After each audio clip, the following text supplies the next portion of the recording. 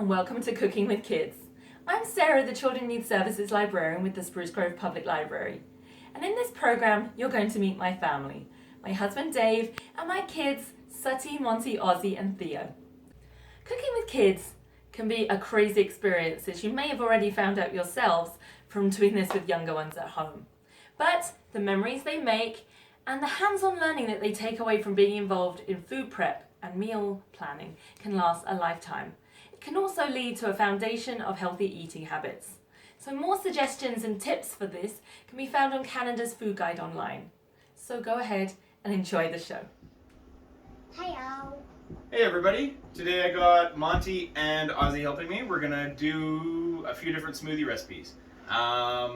Like with most of the recipes that I've done, they tend to be a little flexible and they tend to be using up kind of whatever you happen to have in your fridge. So there's a few different things you can put in all your smoothies, everything from different types of fruit and flavor mixes. You can add some savory stuff in them. You can add some spice in them if you want. You can do them and try to make different colors, which is kind of what we're going to do today to try to make it a little more fun. And then, yeah, just kind of all sorts of different combinations.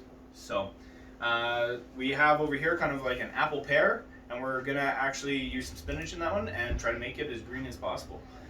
This one here is a berry one, and over here is a tropical smoothie. So let's get started with kind of our simple and most straightforward one, which is the berry.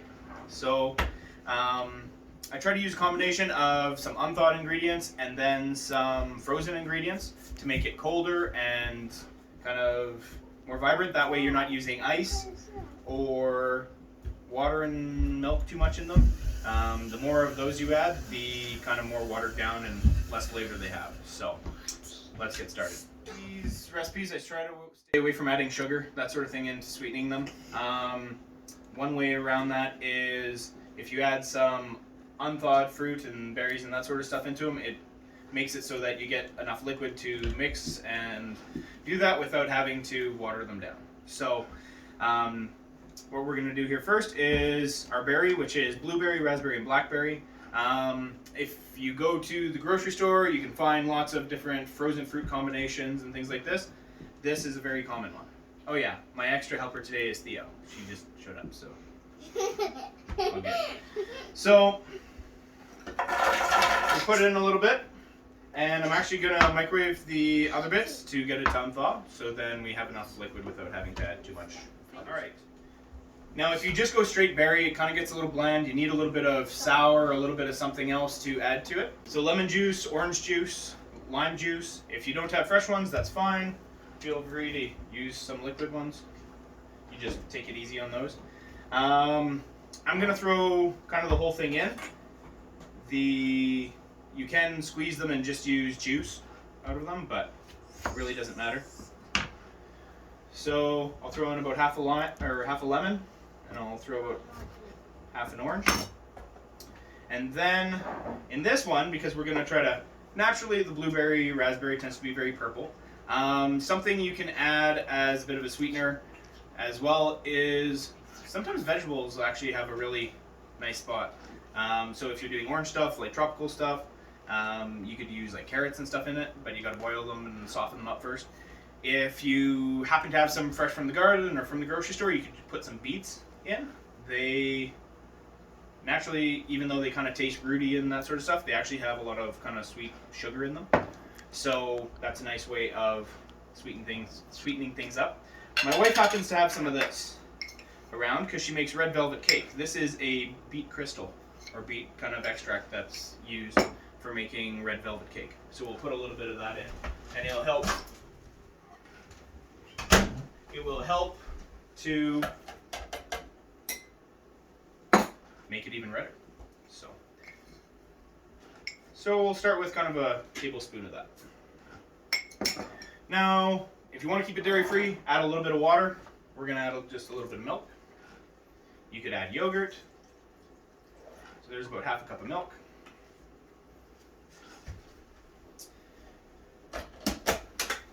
And let's get blended.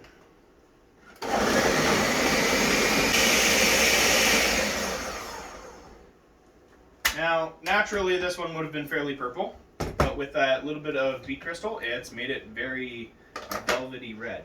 So let's take a look here, see what we got.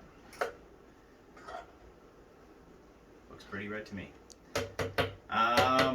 Something else you can add if you want to make it a little more, just adding different things like fiber and that sort of stuff. Something you can always throw in a smoothie that really doesn't change the flavor is a little bit of oatmeal, a little bit of spinach. Here, let's just throw a little bit of spinach in because we can.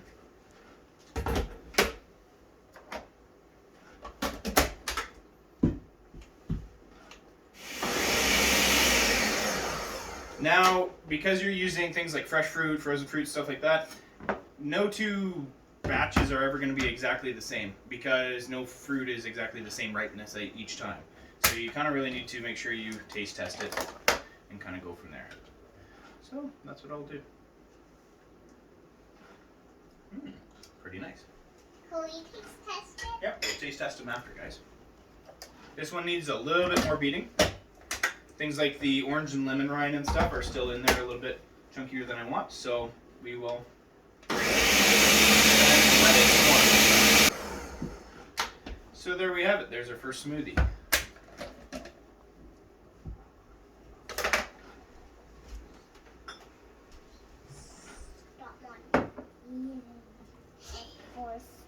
This one's really bright, kind of red, purpley color.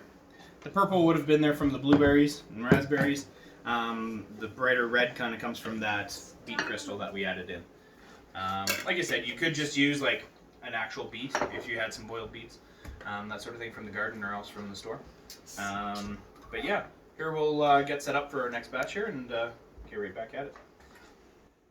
Alright, next up we have kind of an apple pear smoothie that we're going to try to make as green as possible, which involves a bunch of spinach. So there's a few vegetables that you can basically throw in any food and you don't notice or taste them. Avocado is one of them, spinach is another one, and zucchini kind of tends to be the other one. They don't really have a flavor, they're just there. So they're a really nice kind of filler that gives you different vitamins and different dynamics to what your food is. So you're going to want basically 2 cups kind of packed of the spinach.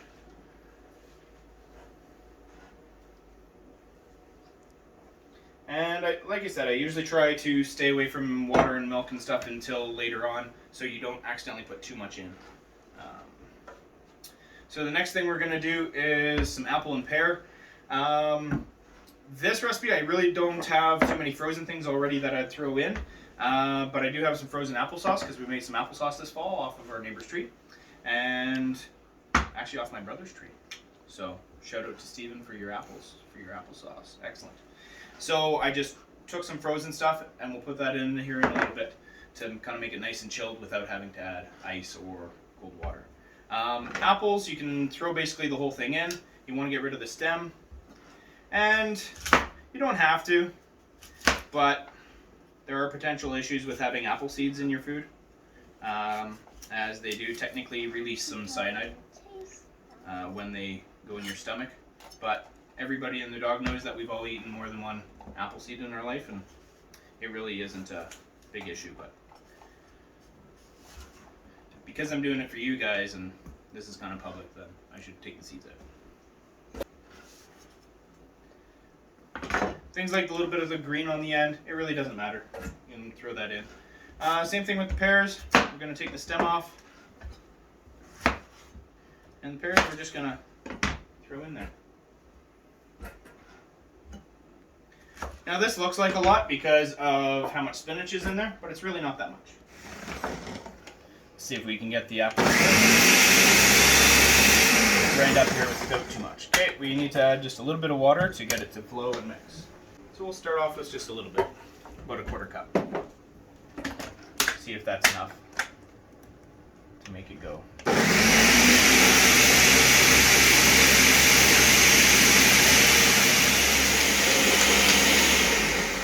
Alright, we got a couple other things we want to add.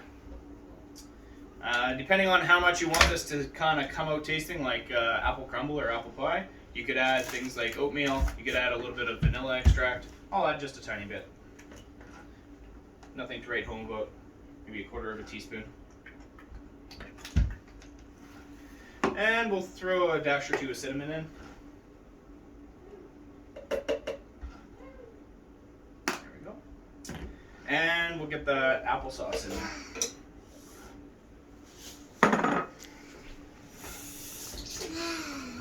And again, we'll just see how it flows together and go from there. Dad, it smells good. Yeah, I think that's the cinnamon you're smelling. Now I'm going to taste test this just a little bit before I add a little bit of oatmeal. Make sure kind of the flavors are where I'd like it at. I want to taste it. Here, you can try this a little bit there. We'll A little taste- apple, a little pear. We'll taste all of them at the end. Yeah, we'll try them all at the end. Boy, So we'll just use a little bit of oatmeal here. Like I said, don't necessarily want to do too much. But it adds different flavors. It adds... oatmeal is pretty bland, so not too much flavor, but just different textures and different nutrients to it. good smell. Yeah. And it tastes pretty nice apple flavor actually right now. Dad, it's a really good smell. Really nice apple and pear. Alright, so here we have our green apple and pear. Green from the spinach. You can use whatever type of apple you want. There's smoothie number 2. Next one we'll get to is our tropical after we just clean up here a little bit. Alright, so we have done our kind of purple-red one here, which is our berry. We've done our green smoothie, which is actually an apple pear. So our third one today is going to be a tropical one. Once again, use whatever you got. Get frozen fruit. If you happen to have some leftover fresh fruit, maybe that'll dictate the kind you make. This one's going to be tropical, so we'll start with some frozen mango. And we happened to eat a pineapple yesterday, and we got some left over, so we're going to put in some pineapple. Normally, if we were just making this, we'd use frozen pineapple, but we got fresh, so we're going to use fresh. We got a bit of orange and lemon still, so we're going to throw that in. If you don't use some sort of citrus, at least the juice out of it, it gets kind of too sweet. So a little citrus is a nice way to just offset that. It smells good. Yeah, it does smell good. Do you smell lemons or oranges? Which did you smell? Both. Both. All right. And something else we're gonna add is coconut. I've tried to throw dried chunks of coconut in here. It does not pan out, or even frozen coconut. You basically end up with little chunks of stuff to really stuff getting stuck in your throat the whole time. So we're going with just a little bit of coconut milk. You can just use some coconut water, whatever you want. Again, we only used a little bit of it. And yeah, so let's start off with that. Blend it up, see how it flows together. So this is going pretty decent. It's flowing really nice. I think we'll add a little bit of milk to it just because. Basically mushed mango. Delicious. And we'll add a little bit of milk. About half a cup. And you know what? Not quite enough coconutty taste, so we'll add a little bit more in there. And something else you can use fresh bananas if you want. If you're like us, we never seem to get through our bananas fast enough before they get kind of overripe. So we often throw them in the freezer and they end up looking really gross like this. But you can use them in banana bread, you can do whatever. Today, we're going to smush one out and use it in our tropical smoothie. Yeah. Are you back, Theo? Yeah. Okay. With my water. Dad, I filled it up. Alright. Let's blend this up a little more. Now I'm leaving this a little bit longer to blend there because I did throw the lemon and orange rind in with it. If you want to just use the juice, then you're not quite so worried about that.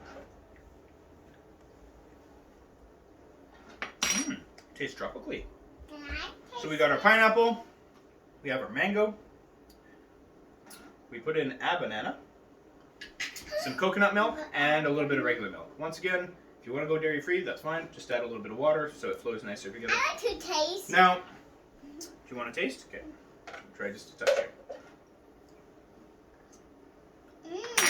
Is it good? Okay. Now, if you want to be adventurous, there's other things you can add.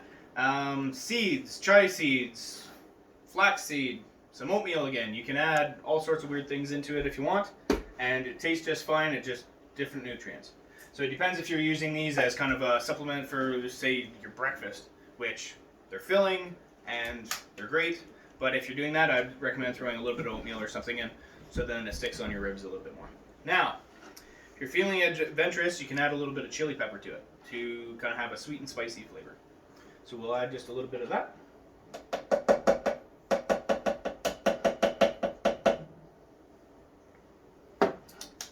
Easier to go less than more and then add to taste. So, alright, let's just taste this that one last time. See if we got a nice spice in our life. Ooh, that's nice. Alright. Okay, we'll try them all here shortly, okay, Theo? So there is number 3. Yeah, there really isn't too much else to it. A little bit of lime, orange, pineapple, coconut, mango. Pretty tasty. Yeah.